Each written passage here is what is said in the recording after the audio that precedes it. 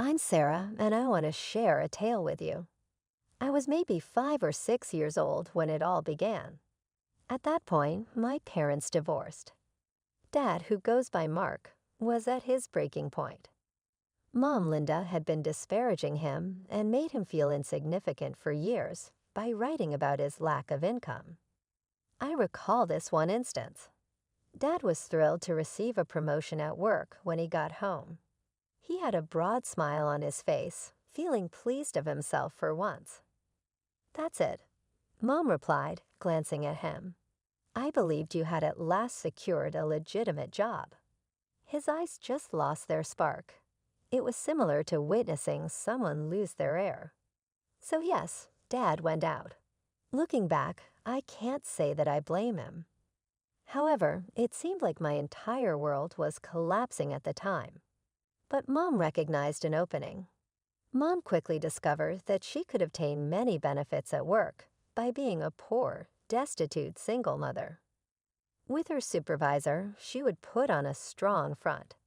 She would sniffle and say, "I'm so sorry I'm late again, Mr. Johnson." Sarah was sick, and with no one to help. Mr. Johnson would reassure her and massage her hand. As Mom did her hair and cosmetics in the morning, I was doing just great, watching cartoons. The worst events were family get-togethers. In a theatrical courtroom, Mom would describe how Dad had abandoned us. Uncomfortable with the deception, but afraid to speak, I would wriggle in my chair. I knew better than to publicly disagree with Mom, even at that age. Nobody was aware that Dad was sending money each month, what he termed child support. When Mom received the checks, she would laugh. "Look at this, Sarah," she would remark, gesturing at the page. "Your father believes that a kid may be raised on this meager income. Horrible." How much it was supposed to be was unknown to me. All I knew was that it upset Mom, and I had a difficult time when Mom was upset. As the years passed, I became aware of certain things. Sometimes when Mom looked at me, her eyes narrowed as if she saw something unpleasant. I discovered later that it was because I resembled Dad too much. For her, it evoked memories, and not pleasant ones. However, she kept me around. You see, I was beneficial. It was impossible to ignore the picture of the courageous little girl and the suffering single mother. She received pity, preferential treatment, and even some government funding as a result. Then at the age of 10, things changed once more. Mom met Richard, a wealthy and accomplished man. All of a sudden, being a struggling single mother was no longer so desirable. No, she now needed to project a new image as the loyal wife of a well-known businessman. Additionally, I didn't look very well in that photo. It began modestly. I wouldn't have anything clean to wear to school, since Mom would forget to wash my clothing. As the other children stared and muttered, I would arrive wearing rumpled, discolored clothes, my cheeks blazing with embarrassment. Then there was the food issue. For her and Richard, Mom would prepare these extravagant feasts, which would fill the home with tantalizing aromas. However, she would frown as I approached the table. "I apologize for not making enough for 3, Sarah. Why don't you prepare a sandwich for yourself?" I would withdraw to the kitchen and eat a peanut butter and jelly sandwich while my stomach grumbled. In sharp contrast to my scant dinner, I could hear Mom and Richard laughing through the door, and the sound of wine glasses clinking. Her beginning to tamper with my homework was the worst. After working on a task for hours, it would vanish the following morning. I would arrive at class with nothing and make halting excuses to my teacher. The teachers started staring at me with concern as my grades started to decline. Richard was unaware of all of this. He was constantly preoccupied with his work, and when he wasn't, he was only thinking about Mom. Playing the role of the devoted wife, she would coo and squeal at him. Her words would be, "Richard, darling, you work so hard," as she massaged his shoulders. "You deserve to relax." She would captivate him, and he would grin up at her. "What would I do without you, Linda?" When Mom revealed she was pregnant, things became even worse. Richard was ecstatic, and Mom took full advantage of it. She would tell me, "The doctor says I need plenty of rest," as she was relaxing on the couch. "Be a dear and tidy up the house, won't you?" While Mom rested or talked on the phone with her friends, I would spend my afternoons cleaning. She would struggle to her feet, one hand on her scarcely noticeable bulge, as Rich got home. She would groan, "Oh, honey, I'm so tired. Growing a baby is hard work." Richard would come running to her side, worried. "My dear, have a seat. Bring your mom some water, Sarah." As the months wore on, I felt more and more isolated. At school, I withdrew from my friends, too embarrassed to invite them over at home. I was little more than a servant, expected to cater to Mom's every whim. One night, as I lay in bed, listening to Mom and Richard going over nursery designs, something in me snapped. I couldn't do this anymore. I needed out. With shaking hands, I pulled out my phone and did something I'd never dared to do before. I called my dad and told him everything. The neglect, the mind games, the constant feeling of being unwanted. Dad listened in silence, only the sound of his breathing telling me he was still there. When I finally ran out of words, there was a long pause. "Pack your bags," he said at last, his voice hard. "I'm coming to get you." The next morning, I woke up early, my heart pounding with a mix of excitement and fear. I had already packed my bags the night before, unable to sleep from anticipation. As I dragged my suitcase down the stairs, I heard Mom's voice from the kitchen. "Going somewhere, Sarah?" I froze, expecting a confrontation. But when I turned, I saw Mom leaning against the doorframe, a strange smile on her face. She looked relieved. "I'm going to live with Dad," I said, my voice stronger than I felt. To my shock, Mom's smile widened. "Well, it's about time," she said, her tone almost cheerful. "Richard and I could use the extra space for the baby." Her words hit me like a slap, but before I could respond, I heard a car horn outside. Dad was here. Mom walked me to the door, that unsettling smile still in place. "Have a good life, Sarah," she said, practically shoving me out. As I walked to Dad's car, I glanced back. Mom stood in the doorway, looking frankly joyful as she waved goodbye. It was the happiest I'd seen her in years, and it was because I was leaving. Dad's apartment was small, but it felt more like home than anywhere I'd lived in years. However, we wouldn't be there for long. Over the next few months, I watched in awe as Dad's business took off like a rocket. It seemed like every week brought news of a new contract, a big client, or an expansion. Within a year, we were house hunting in the city's most exclusive neighborhoods. The house we ended up buying was nothing short of spectacular. 3 stories of modern architecture with floor-to-ceiling windows, and a backyard that looked like something out of a magazine.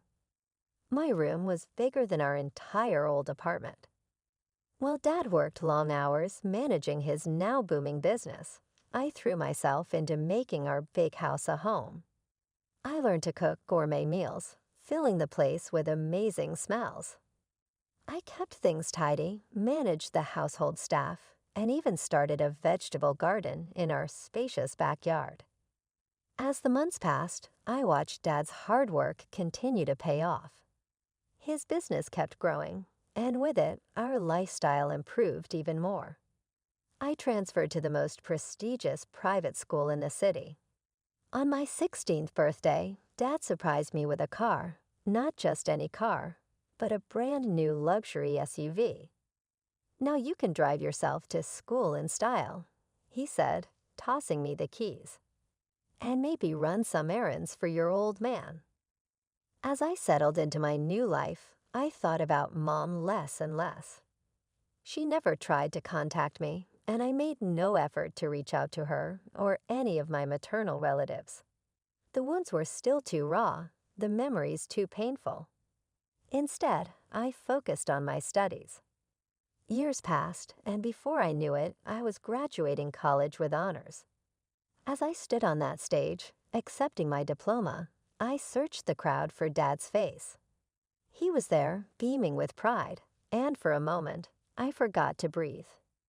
This was what it felt like to be loved, truly and unconditionally. After the ceremony, Dad pulled me aside. "I've got something for you," he said, his eyes twinkling with excitement. He handed me a small box. Inside was a key. "It's for your new apartment in the city center," he said. "Consider it a graduation gift." Tears welled up in my eyes as I hugged him fiercely. "Thank you, Dad, for everything." It had been a few years since I graduated from college. My career was taking off, I had a beautiful apartment in the city, and life was good. Dad and I had settled into a comfortable routine of weekly dinners and long phone calls. Everything was perfect, until it wasn't. The news came like a thunderbolt out of a clear sky. Dad was sick, cancer, advanced. The doctor's words blurred together in a haze of medical jargon, but the gist was clear. It was bad. From that moment on, my world narrowed to a singular focus: saving Dad. I took a leave of absence from work, moving back into his house to take care of him. Every waking moment was devoted to his care. I researched treatments, consulted specialists, tried alternative therapies, anything that might give us a fighting chance.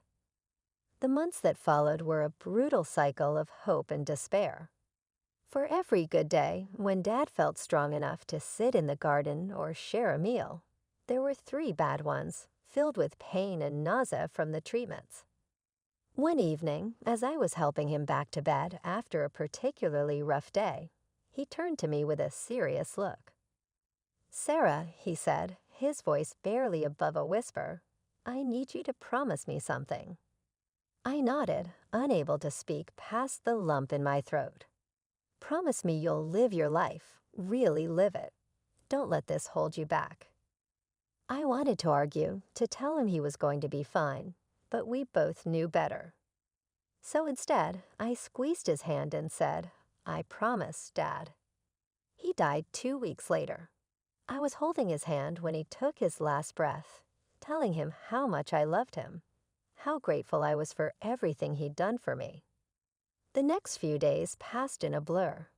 I felt numb, going through the motions of arranging the funeral. There were so many details to handle: the casket, the flowers, the obituary. It all felt surreal, like I was planning an event for someone else.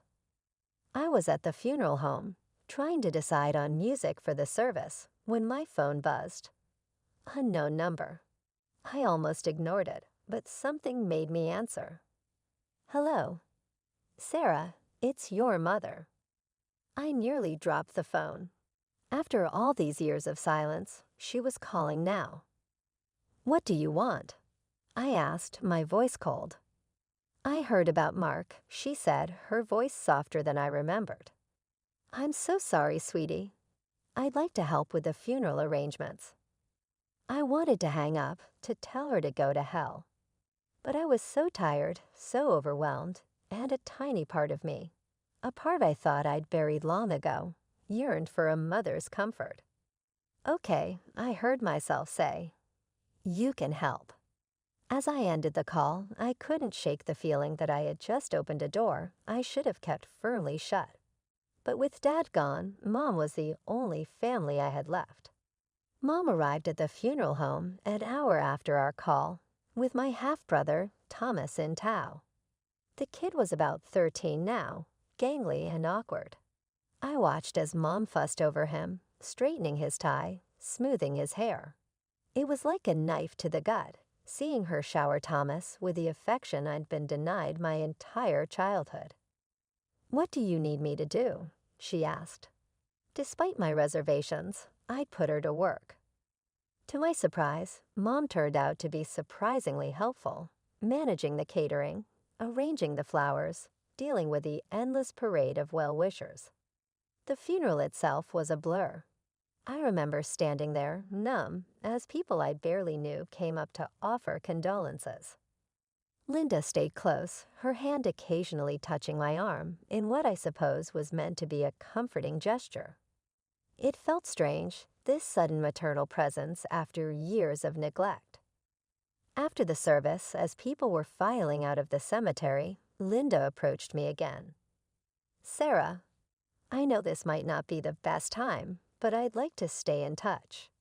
Maybe we could get coffee sometime." I stared at her, this woman who had made my childhood a living hell, who had been thrilled to see me leave. But she was also the only family I had left. "Maybe," I said finally. "I'll think about it." To my surprise, Linda kept her word.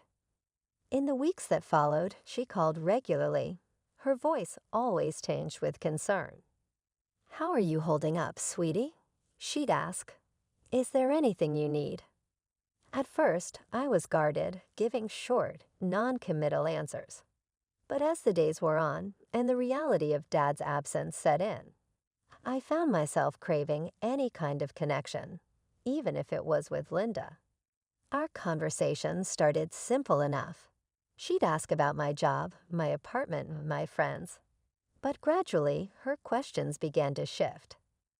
"Your father's business," she'd say casually.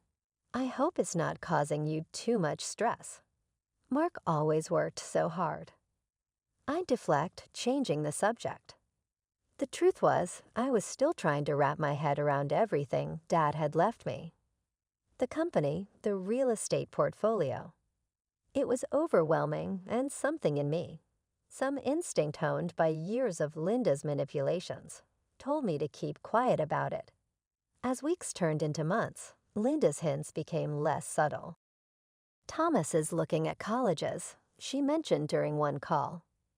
"The tuition these days is just astronomical. I don't know how we're going to manage it." I made a non-committal noise, my guard instantly up. Another time, it was, "Richard's had some setbacks at work. The economy, you know, it's hitting everyone hard." Each conversation seemed to circle back to money, to the struggles they were facing, and each time I could feel the unspoken expectation hanging in the air. Despite my initial reservations, Linda's persistent displays of maternal affection began to wear down my defenses. Against my better judgment, I started providing small amounts of financial assistance.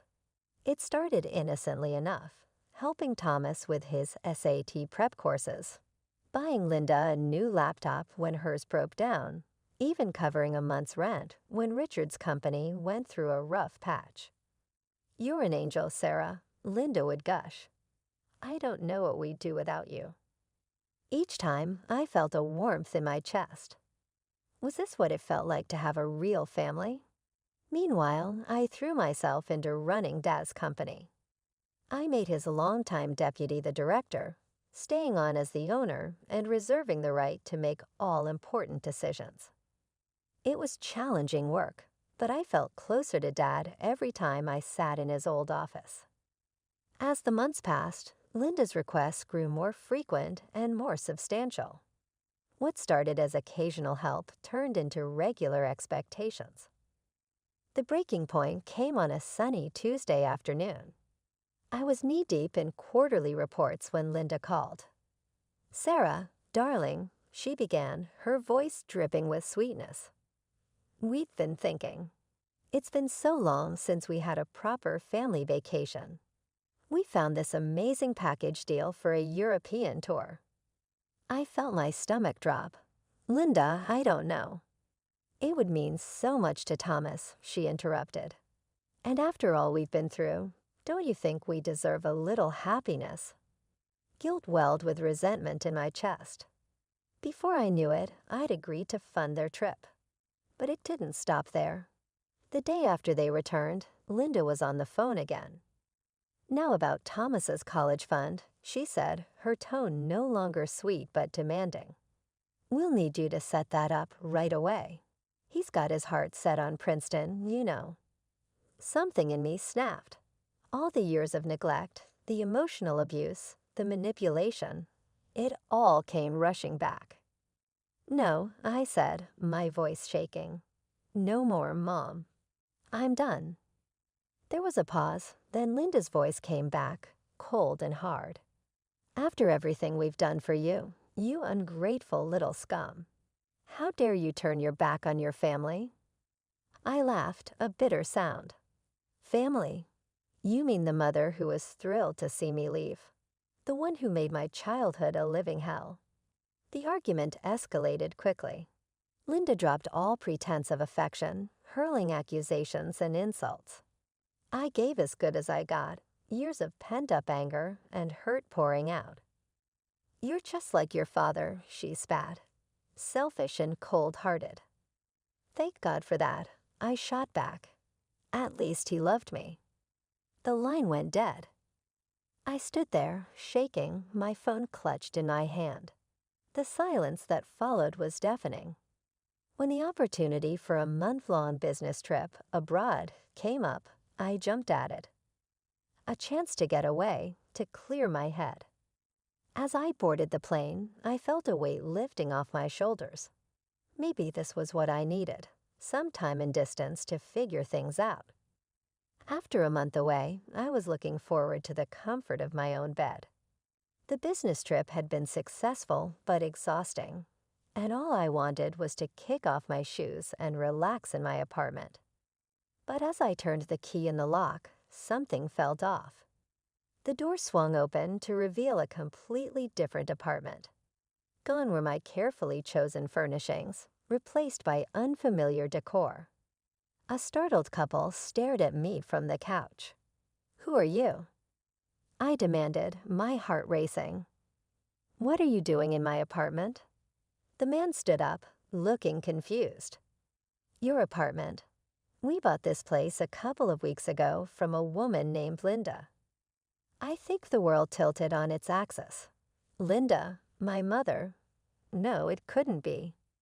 There must be some mistake, I said, my voice shaking. I never sold this apartment.